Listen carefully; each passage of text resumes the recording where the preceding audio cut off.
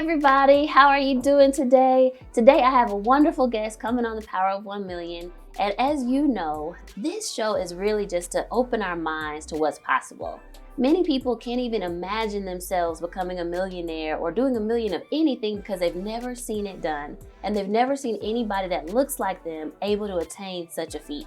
So today I'm going to talk to Attiyah Blair, and she's become a millionaire in real estate. So can't wait to hear all of her opinions and all of her gems that she drops today. So welcome, Attiyah. How are you? Thank you so much. I'm great. I'm so happy to be here. That's good. And girl, I'm putting my leg up. We're just going to have like a chill conversation. I want the whole world to know you better because you are amazing. Oh, thank you so much. Thank you. Great things. Thank you. So tell the people more about you. So who is Attiyah Blair? So Attiyah Blair is the daughter of a country boy and an island girl, born and raised in the DMV area. And I am a real estate investor. I didn't start off that way. I actually went to college, got my degree in broadcast communications. Wow. Because growing up, I was quite chatty. And my mom used to always tell me, you're going to be on TV, you're going to be on TV. And I did. That is what I initially pursued. So I worked in television for 10 years as a producer. I did a little on-air work before I left, but I ultimately decided that entrepreneurship was the path for me. Mm-hmm. I was that little kid in school selling candy bars. And, me too. You had a candy store? Yeah. I had a candy store too. Yeah, I think many of us entrepreneurs, we start young. It's not just something that just happens. Definitely. And so I'm truly an entrepreneur at heart. And so I just knew staying in the television business wasn't the right move for me. And so I took the leap. It was 10 years ago. September of 2021 made 10 years of full-time entrepreneurship. Wow, it's been an amazing ride. Thank you so much. Yeah. I know, what do they say? 50% of businesses fail in the first year, 65% in the first 10 years. Yeah. So to survive this long, it's been amazing. Wow. Mm-hmm. So tell me, when you were first doing that transition from TV to entrepreneurship, was there any key moment that made you want to switch?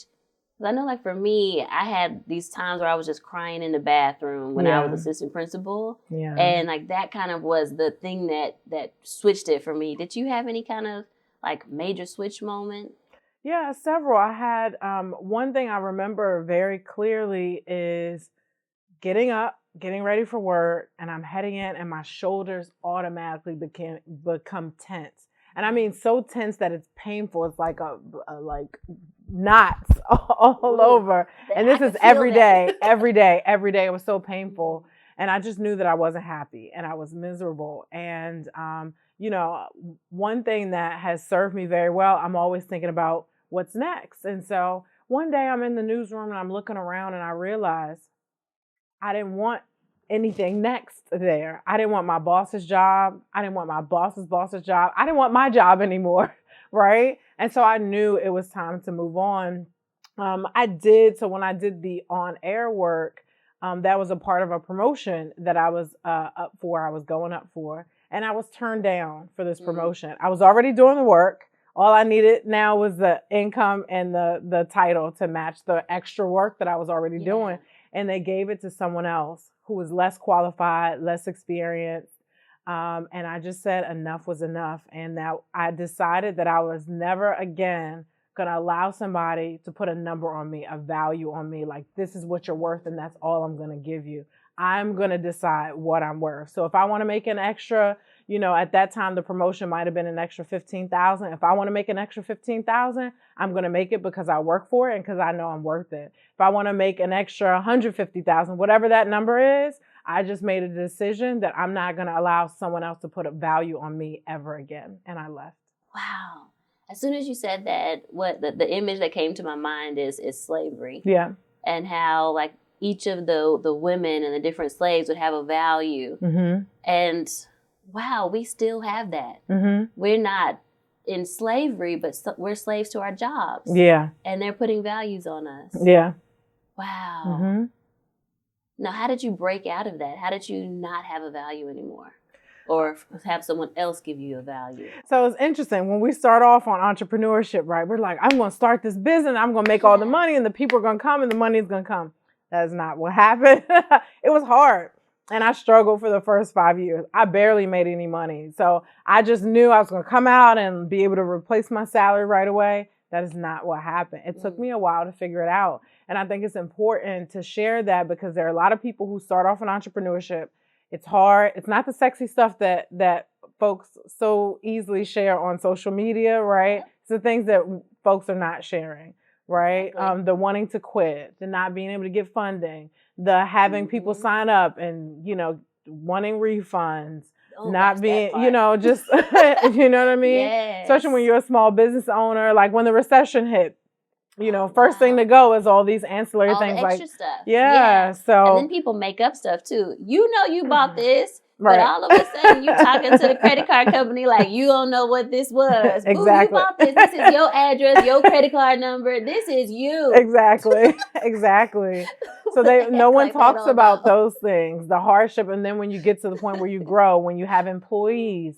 Hiring the wrong people, not firing people fast enough, or having people take advantage of you in real estate, having contractors steal from you, or, whatever it is. So no one wants to talk about that stuff, but it happens and it could sink your ship. It really does. So those first 5 years in business, I struggled really bad. And I had a moment where I said, okay, this is bad.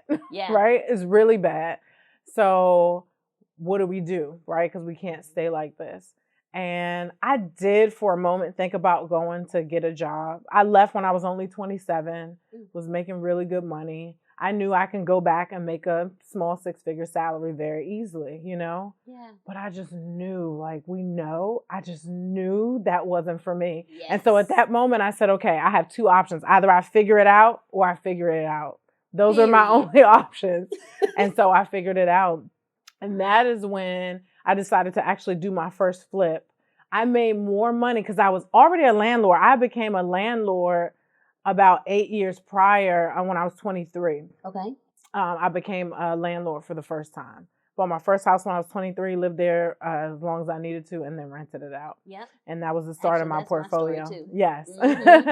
It's one of the easiest ways to get started. Yeah. Yeah. And so I did my first flip. I made more money on that flip than I had made all year in the other business that I was doing. So we know what happened. I fired all my clients. I shut down that business and I went full-time in real estate at that point. I did 3 more projects like that year. I've made 6 figures in my first year as a real estate investor. Yeah. And the rest is history. Question for you. Mm-hmm. Because I feel like we know Black women are the fastest growing entrepreneurs. Mm-hmm. But I also think that there's a lot of entrepreneurs that are doing like multiple streams of income. That's the thing that's been, you got to have 6 streams, 7 streams. Mm-hmm. But it sounds like for you, there was a moment where you realized this stream is not working. Let me switch my focus, pivot, and really dig into the thing that is working. Mm-hmm. Like, how do people do that? How do they figure out what to cut and what to really focus on? Yeah. So it's really, it's hard, right, to know, because we should focus on, there could be a passion project or it could be head work, if you will. So the head work symbolizes what we have to do to make money, and the passion, things that we're passionate about, we're going to go at it with an energy like nothing else, right? Mm-hmm. So if there's someone who wants to transition into passion work full time, but you have a family to support or yourself to support, right? Yeah. You need to step out, part-time. So work your full-time job. And in the evening, I tell people, turn your car into a university. Cut off Cardi B. For me, we're from Trinidad, so I listen to soca every day. I got to turn off my soca, right? And put on something where I can learn something educational. And then when you get home, I barely watch TV. I don't have time for that. The TV is not going to give me any money or make my life better, right? And so I'm either working, spending time with family, or learning something. So I encourage folks to step out, get the education, the knowledge they need. Mentorship, hands down, is the fastest way to do it. But you can get mentorship if you don't feel like you're ready for a mentor. You can get mentorships on YouTube or be mentored by YouTube or on books until you're ready for an actual program. But a lot of people that are mentors in my head. They don't know they're my mentor, but I listen to all the stuff they do, and now they're my mentor. Exactly. Yeah. And so Work your full-time job. And when it comes to real estate, your job can be your best investor. Because we all should be living below our means so that we're not living, because if you're not living below your means, you're living paycheck to paycheck, right? So we should all live below our means, and then those extra funds you can invest in your business or in real estate or in stocks. Get it. Or both. Or both. Yes. Now, question, I want to go back to this 5-year period where you were working in the business and it wasn't working. Yeah.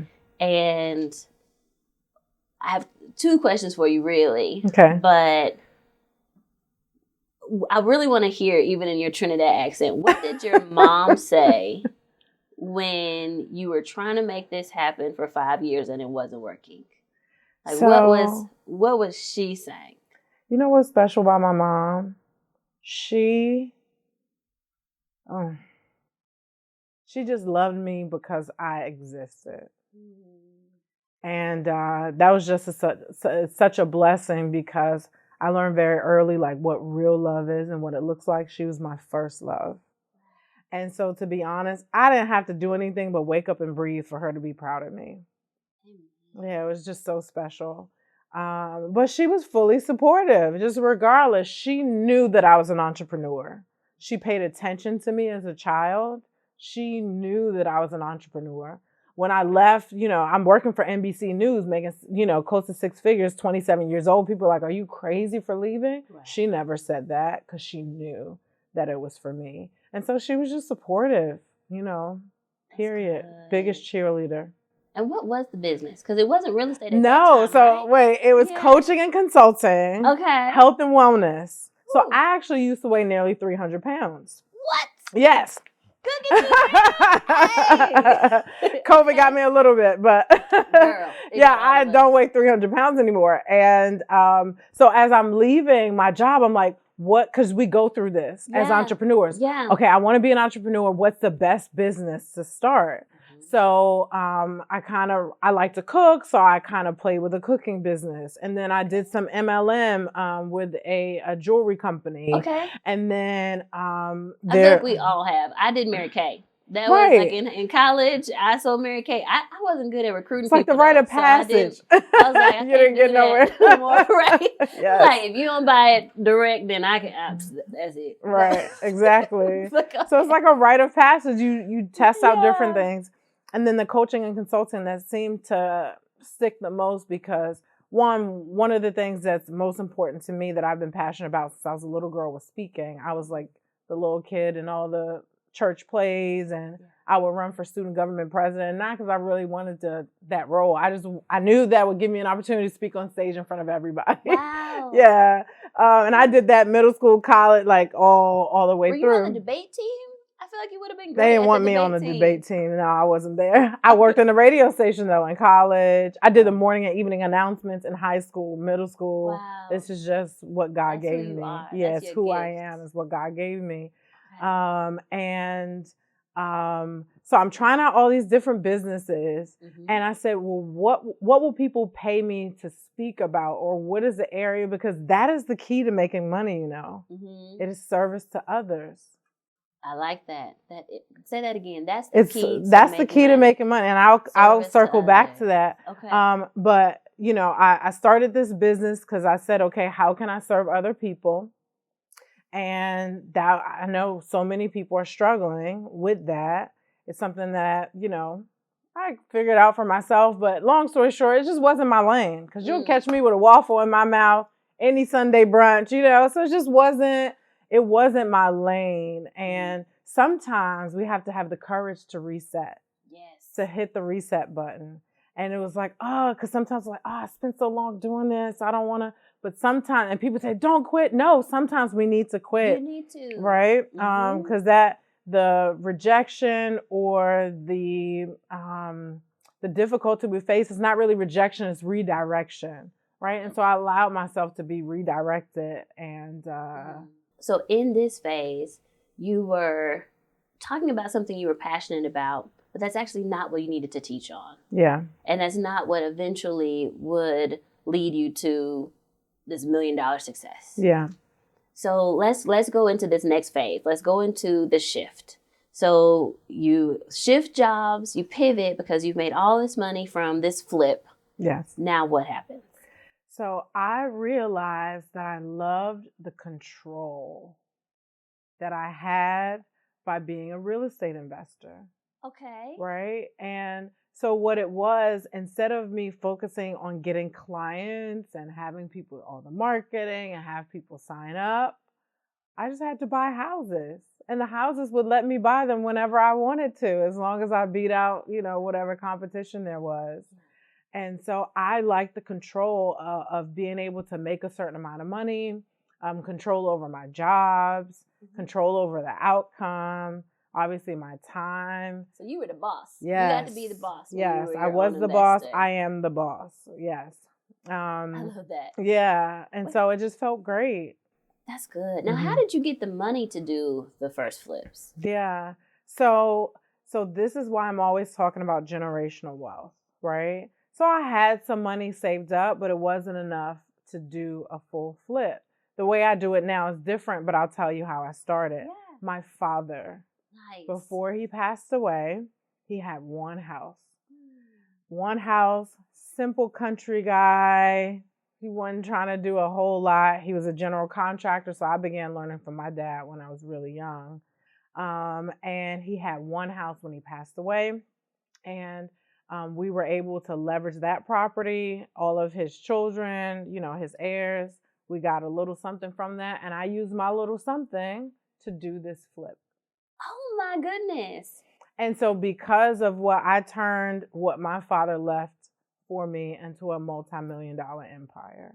Girl. So I tell people, I know folks watch me on social media and they see I'm buying, my goal is to buy at least $1 million of real estate every year, but just one. Just get one, guys. Just start. And if you do one every year, cool. But if you don't do one every year, if you just do one, it will make all the difference for the next generation. Because let me tell you, this house, and this is what real estate does, this house that my father purchased, he purchased it for only about $30,000. By the time he passed away, and we didn't sell it as soon as he passed away, but by the time he passed away, it was worth $500,000. Wait, what kind of return is that from 30 well, he to bought it, 500,000? So he bought it. Daddy moved into that house when I was about, because my parents divorced. So that's where my dad went, and we stayed with my mom. Still saw my dad every day, though. Okay. But he moved there. I had to have been maybe 12, and when he passed away, I was 24. So that was the appreciation over 12 years in a city that was gentrifying very quickly. Wow. Mm-hmm. Now, I'm going to ask you a personal question. Okay. So I know you're a daddy's girl. Yes. What are some of the things that you've learned from your dad?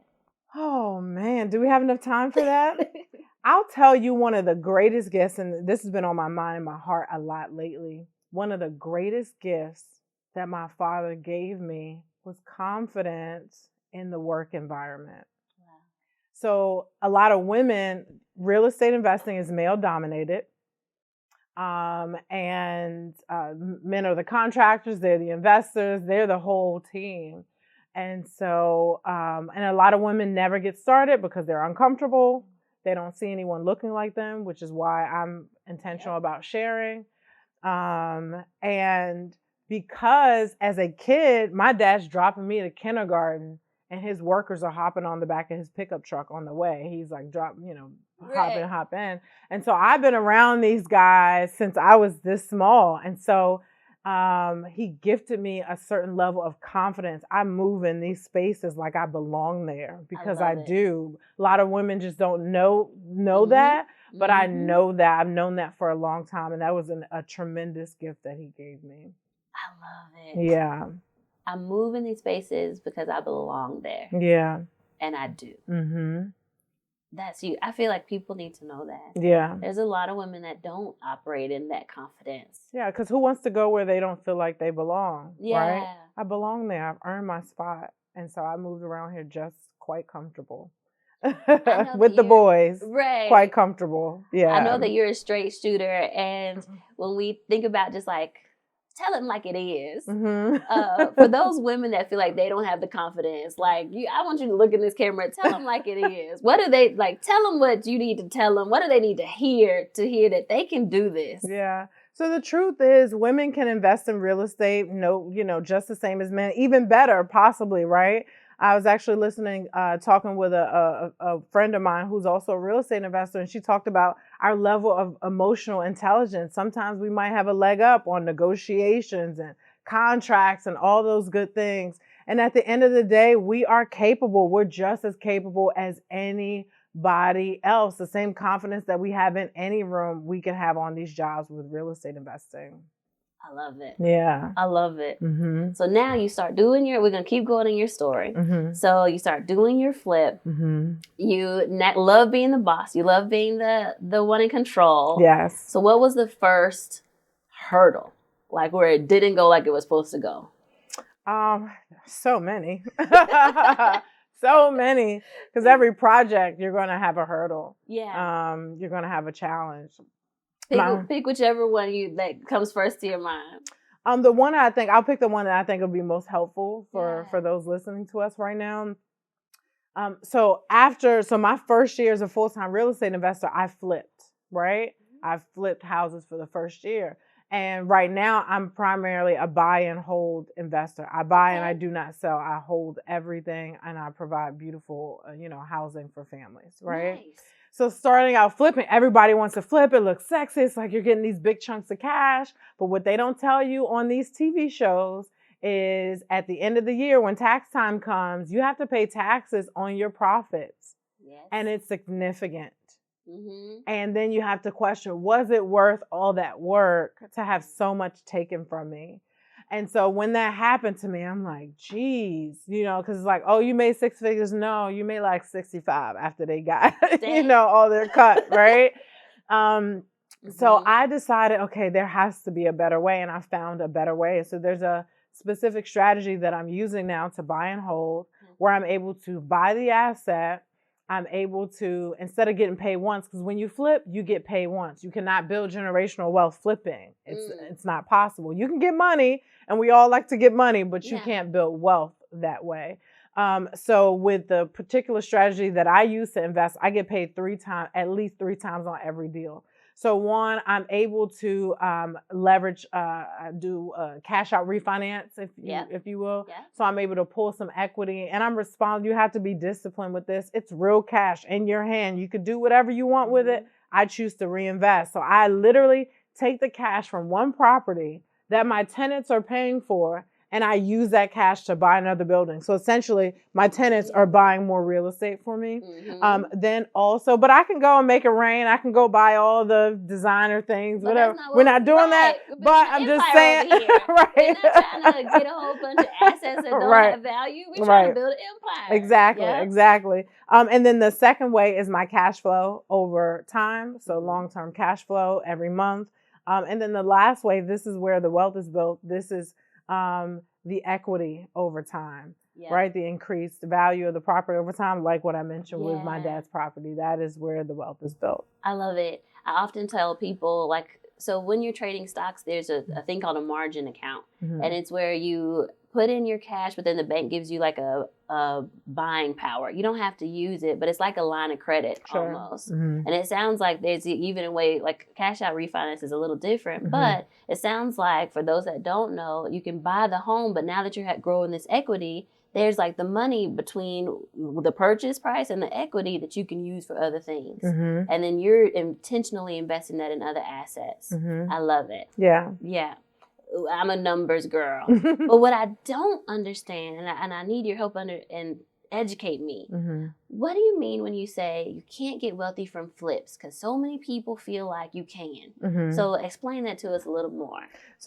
So everyone's definition of, wealth and riches, right? So in my mind, right, when you're rich, you have some cash, you have a lot of disposable money. But when you're wealthy, it's, you're not even counting, right? You have so much money coming, you can't spend it, right? And with flipping, I've done a 6-figure flip. Let's say in a perfect world, all your flips are 6 figures and you do 10 a year or 20 a year. You know what I mean? So that's what, $2 or $3 million. Yeah. And that'll make you rich, but not wealthy. And wealth does not have to work for money. Riches works for money.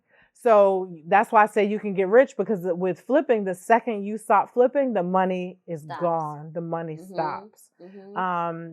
So you can't get wealthy flipping. Okay. Yeah. Wealthy people don't work for money. Their money works for them.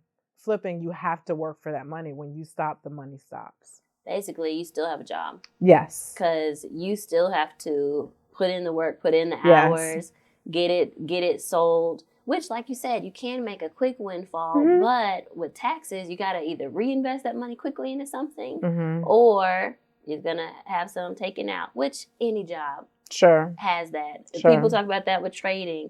I'm flipping stocks as an active investor. And yes, I'll have to pay income tax on that. So get it. But you are right. Like, there is something about, like, you're still working. Like, you still are actively working versus having some assets that are sitting there. So I like it. Yes. I like it a lot.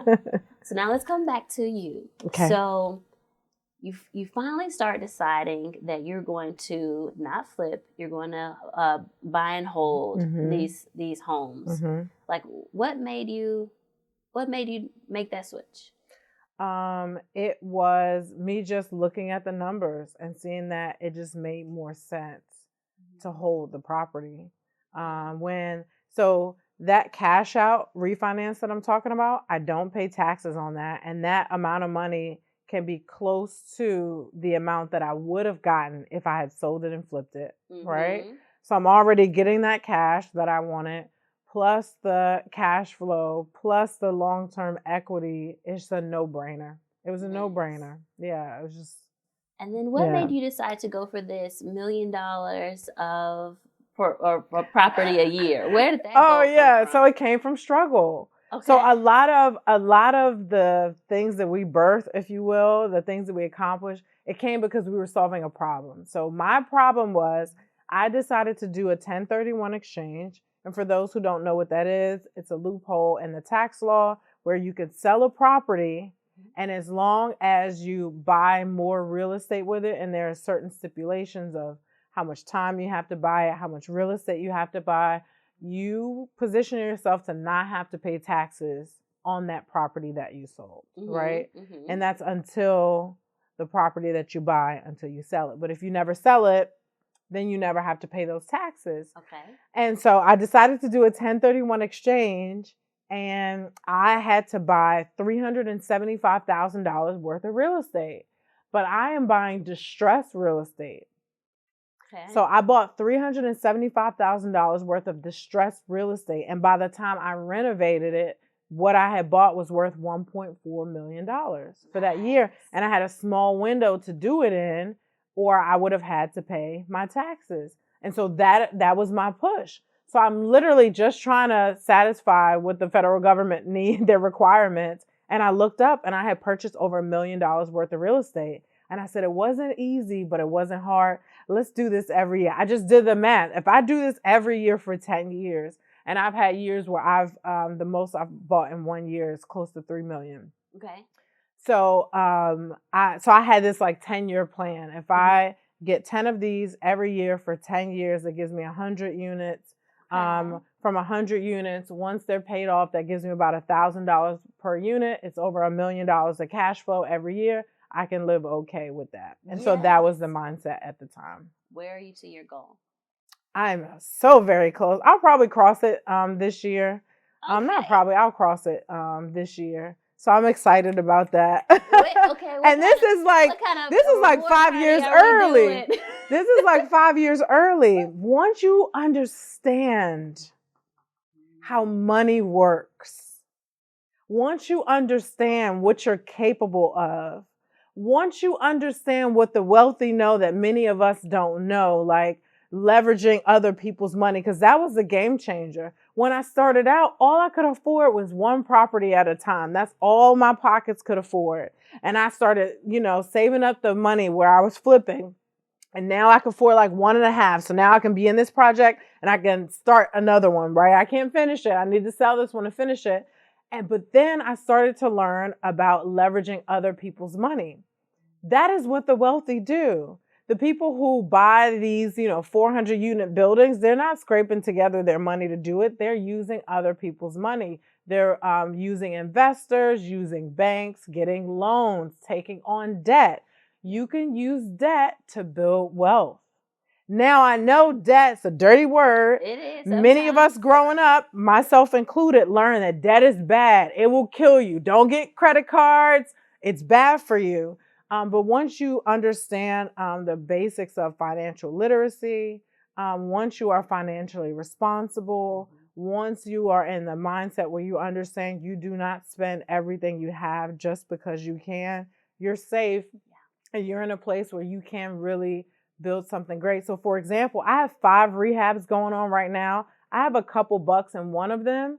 But these 5 rehabs, between all of the buildings, I just got appraisals back, like $800,000 on this, the 2 side-by-side multis that I'm working on. Mm-hmm. So between the 5, close to $3 million, right? And maybe $15,000 out of my own pocket, which I'll get back because of the cash out refinance at the end. I'll get all my money back. So I'm using other people's money to build a ton of wealth for myself and my family. That's amazing. Yeah.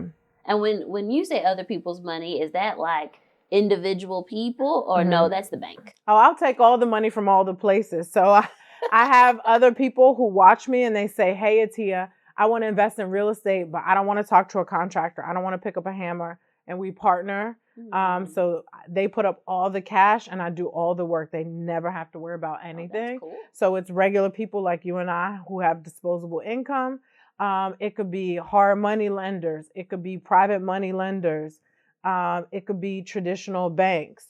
You just have to know what type of loan or debt is appropriate for the particular project that you're doing, and you're off to the races. And once you do these projects, whether it's a more formal bank or a hard money lender or a private lender, you make them a ton of money. They didn't have to do anything. What do they want to do? They want to give you more money for more projects.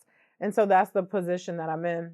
I have people willing to give me money or people who want to invest their private funds because I give great returns. That's interesting. I'm going to have people go to your course to learn that. Okay. Because I don't know about that part of it, but they can definitely learn from you. Yeah. Now, we're going to do a quick switch because before we end, I want them to know more about who you are because I really do feel like there's just something about knowing like who a person is. Like you just learn so much from just knowing the gems of someone. So we talked before about like your choice to have kids or not. And so tell us about like how long have you been married, and then why did you decide that you're not having kids now? Yeah. This will probably be my first time talking so publicly about it, which I'm comfortable with. Okay. Yep, I'm quite comfortable with it, with our decision. So my husband Reese and I have been married for 13 years. We're still on our honeymoon. Congratulations. Yes. Congratulations. Yes. And when we got married, we wanted to have children. That was the plan. We both come from big families. I'm super close with my family. And so we decided to, we were going to have a whole basketball team. And so we were pretty young. I was 24 when I got married. We said when I turned 30, that's when we would do that. So I turned 30 and it was like, is that what you want? He's like, is that what you want? And we both agreed that we liked our house the way it was with just us two. And so we decided, hey, you change your mind, let me know. Hey, you change your mind, let me know. We get it popping, on the spot. And we just never revisited that conversation. We really, really like our life the way it is. And I know it may be a little different, for some folks because society tells us that's just what you do. What do you mean you don't have kids? That's what you do. And it's interesting. Along the way, we've met so many other couples who've made the same decision. And they are happy with it. And we've met many people who did make that decision. And they're like, I wish I thought about that. People don't even consider that as an option, And so that was, we have the Rent-A-Kit program is what we do. We have lots of nieces and nephews. We're very, very involved with them, their life, school, all that good stuff, helping our siblings out. And it works really, they have rooms in our homes. You know what I mean? So it works well for us. When you first said rent a kid, I thought that was a real program. Oh, no. I was like, oh, how do it's I a do program that? we made up. I can borrow one for a weekend, love on them, not in a bad way, but just, like right. have a great time. I guess that's the Big Brother program. Yeah, that's what that sounds like. Sister. Yeah. But okay, and then you also told me about, because I haven't gotten into a relationship yet, so I'm trying to learn. Okay. You told me about keeping it sexy. Yes. So you guys have been married 13 years, and how do you keep it sexy? Yeah, so I just don't let my husband see me a certain way. Like I make sure at the end of the night, I don't wear a lot of makeup, but I'm taking off, I'm still looking cute, wrapping my hair nicely. And so the premise is almost that, going outside of the house, your spouse is going to see people, right? And he's not going to see them looking the way we look at home sometimes, And so I've just been intentional about keeping it sexy. I make sure that, I'm looking nice all the time, smelling good, talking sweet, So that's how we are with each other at home. Maybe that's why he doesn't want anyone else in the house. Right. He's like, I just want you. Yeah, just I want you to walk in and I just want to see you in your glory. Mm-hmm. Yeah. What about too, like you talked about, and if you're not comfortable, let us know, but living in multiple cities, like how does that work? Yeah. So it's a great compromise. We live in a global world. We don't have to be in one place. And even with the pandemic, we're like, geez, we should have had a waterfront property. So I'm working on that for this year. I'm pretty sure I'll get it done. Get it. This is beautiful. Yes. Because I know you have your beautiful place in Puerto Rico. Yeah. And so we should be able to do that. We're in a place to do that. Yeah. So basically what it is that even though my family's from Trinidad, most of them who live in the U.S., because I still have plenty family there, they're in the D.C. area, and I love them, and I want to see them and kiss their face every week. And so, but my husband, he's killing it at what he's doing, and his entire team is based in the Philadelphia area. And so we technically live in both cities. Our feet will touch both cities every week, unless we're traveling wherever we travel. But typically when we travel, either for business or work, we're together. If I have to go for work, I had to go to Cabo for work last week. He was with me, That's an easy trip to come on. Like, oh, dang, I gotta go to Cabo for work. Yeah. You gonna come? I mean, you ain't got to. You can stay in the freezing cold snow. Right. It wasn't a hard sell. Wasn't a hard I'm sure he'd be like, yeah, babe, I just really want to be in this snowstorm. I don't want to come. Right. We did miss a snowstorm. It's amazing. Yeah, I'm like, how can we always do this every year? But yeah, and then he has to travel for work too. Okay. So I'm. Are you both like work independent? Like you can work from anywhere? Yeah. So my husband, he's a partner in one of the big 4 accounting firms. Nice. Yeah, and so congratulations to him. Congratulations to y'all. Yeah, he's killing it. Oh my God. Yeah. Just it's interesting. So I just did a post this week. We celebrated 21 years since the day we met. I met my husband when I was 18. Yeah. And I just knew. I was young, but I knew. I had an eye, and I was like, he's it. I knew at 18. Yeah. And, we were kids, so we didn't get serious at that point. But by 24, we were married. We were married. So pick it. So what I said in the post this week, I said, who you decide to marry is a wealth building strategy.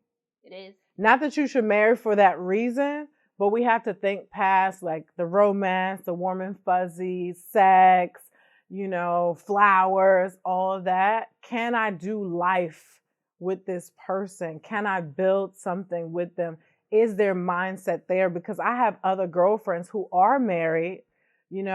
I have one girlfriend who's getting ready to cross into 7 figures.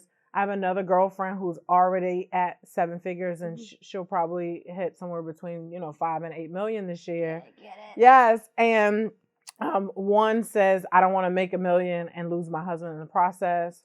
The other person, she's trying to 10X, and her husband's like, what you doing all that for? So we got to be careful. We have to think about who can we grow with. Yeah. And I knew with my husband, because he was already very business minded. He's an island boy himself. So we vibed on that way. So we could be, I grew up in the hood. So he would go back where I grew up with me and be able to vibe and talk to people normal. And then he would be in the boardroom doing his thing. Ooh, sexiest thing ever. So yeah, I knew he was it. I love seeing a man in a suit. Yes, honey. There's Custom something about suit, it. fitting with the cufflinks and the initials and the all that. Oh, yeah. Is he the same age as you, or he a little older? Just a little older, 6 Okay. years older, so Okay. it's not significant. So he was kind of already doing his thing. When He you guys met. He was, but it's interesting. I was super ambitious. I was always ahead. So I met him, I was 18. At 19, I landed my first job at Fox News in DC. Wow. I was like, do they know how old I am? Maybe I didn't show it on my license. Yeah, I thought I put all the things on the paper. But yeah, I had the experience. I was qualified for the job that I applied for because I started working young, not because I had to, but I wanted my own money. I didn't want to have to be asking my parents for money. So I just started. They raised us that way to work for whatever it is that we want. And me being a daddy's girl, he raised me. Having a guy in your life is great, but he raised me to just be super independent. Yeah. Do whatever I need to do for myself. Take care of myself. So I'm not looking for anybody's son to make a come up, With that, right. If you add to my life, cool, but I'm going to be able to take care of myself regardless, I like that. Last question for you, and then we'll start wrapping up. But how does it feel? But more so, what advice can you give for someone who is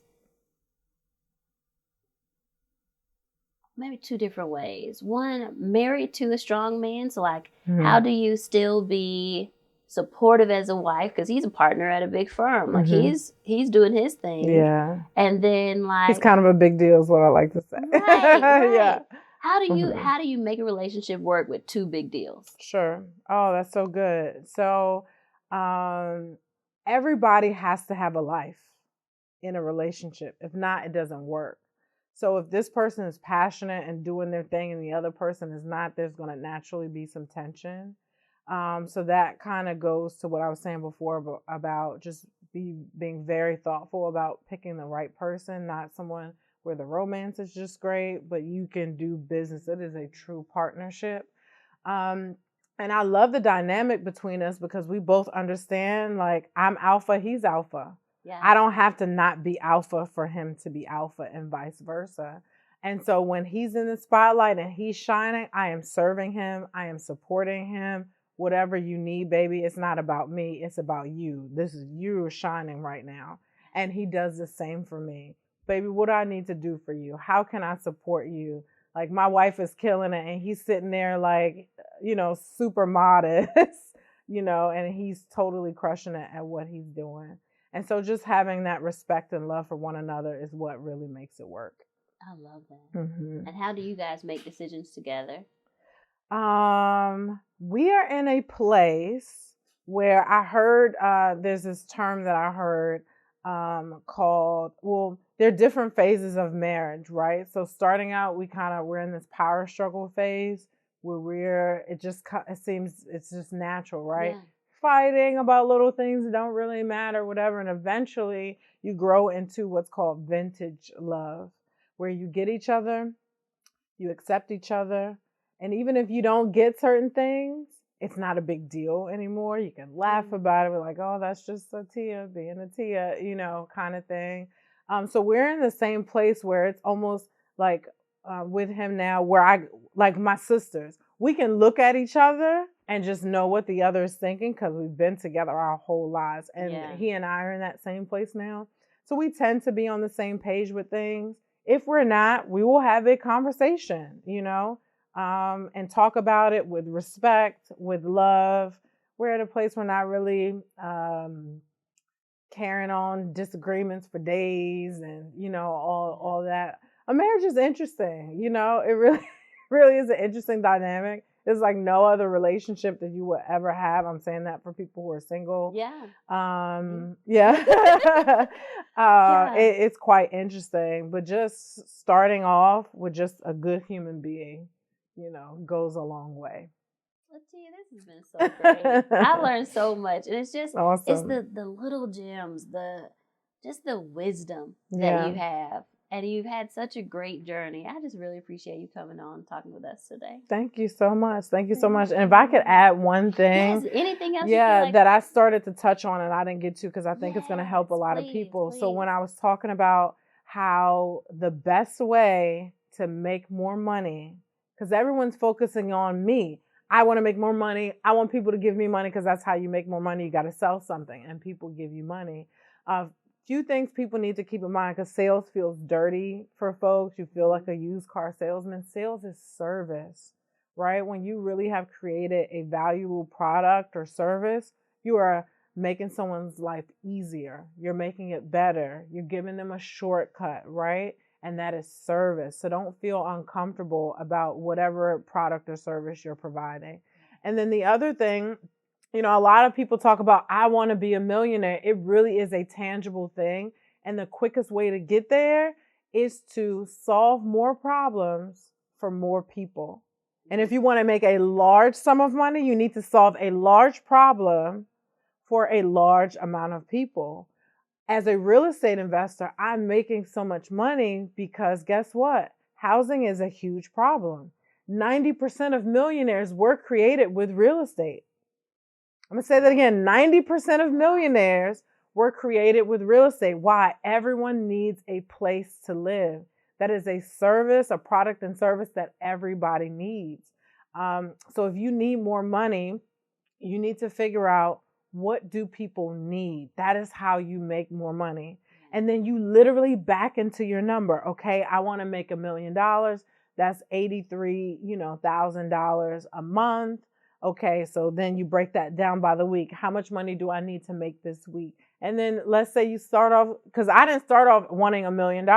Everyone's goal coming out of their job into entrepreneurship, I just want to get to 6 figures, right? Mm-hmm. Okay, that's $8,333 a month. Okay, you divide that by 4. I'm not a mathematician. That's $2,000 and some change, right? So what product and service can I provide where I make that money? And that's how you gain control of your income, of your ability to build wealth and make money.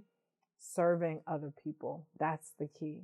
I absolutely love it. I absolutely love it. And you are so right. Yeah. I'm just going to let that sit there because that is amazing. How do people find you? I'm so easy to find.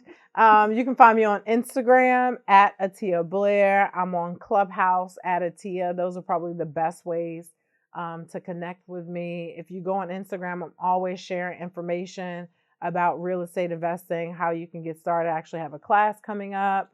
Yeah. I do it once a quarter where it's called How to Build $1 Million Real Estate Portfolio in 1 year.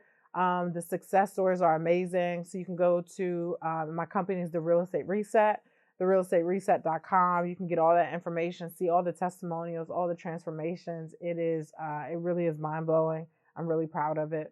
So yeah, I'm so easy to find. I'm so proud of you. Thank I think you. people are going to learn so much from this episode. Thank you for being vulnerable to share. Thank you for just sharing your heart today. I appreciate it. My pleasure. My absolute pleasure. Yes.